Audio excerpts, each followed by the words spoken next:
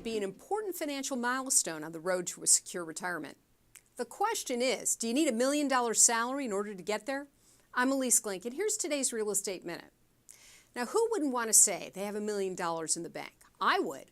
But that kind of milestone seems an impossible to get to number for most of us. Here's a list of steps that you can take if you want to build an investment portfolio worth at least 7 figures by the time you get to retirement age. First, you gotta have game. You need a game plan. Your yearly goal is going to depend on 3 factors: how old you are when you expect to retire, and the rate of return of your investments, also known as the ROI. Next, you've got to analyze your spending. So tally up your fixed costs like rent or mortgage payments, utilities, debts, and what it costs you to get to and from work each day. Compare those with your variable expenses. That's clothing, dining, entertainment. Try to curb your variable spending by focusing on your savings goal. In other words, don't just spend every last cent in your pocket. Next, you've got to pay yourself first automatically by transferring your monthly savings goal out of your paycheck before you do any spending. If it isn't in your wallet, studies show that you won't spend it. And this little trick will also help you spend what's left over guilt-free, not a small point.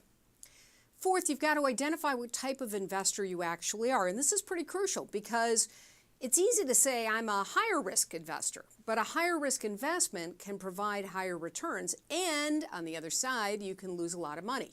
So maybe you want to choose something a little less risky and your returns will come down as well. So for example, if you want to go the safe route, you can stash cash away in a savings account. So it's not going to earn anything. And in fact, you'll technically have a negative rate of return after factoring in the eroding power of inflation. But your investment won't lose money. A lot of this comes down to how much you like to sleep at night, right? Whatever your investing approach, you have to remember that fees are also going to be a drag on your investment returns. So you've got to account for what your advisor charges and how you'll be taxed on the other side.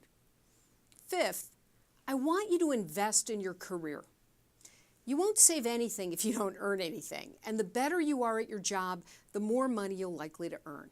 So work hard and bank your bonuses and promotions, right? If you can live off of X, just because you're making X plus 5, doesn't mean you have to spend the extra cash each month.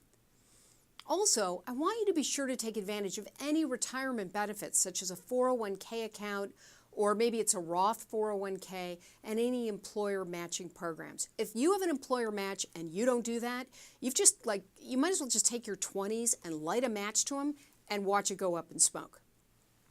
Here's the last thing. Don't forget to build your emergency fund. If you do lose your job, or you need to take some time off, or you have an extraordinary expense, this is going to ensure that you don't dip into your retirement account and delay that 7-figure accumulation of cash. I'm Elise Glink. For more details and links, visit my website where I'm working to rebuild America one house at a time.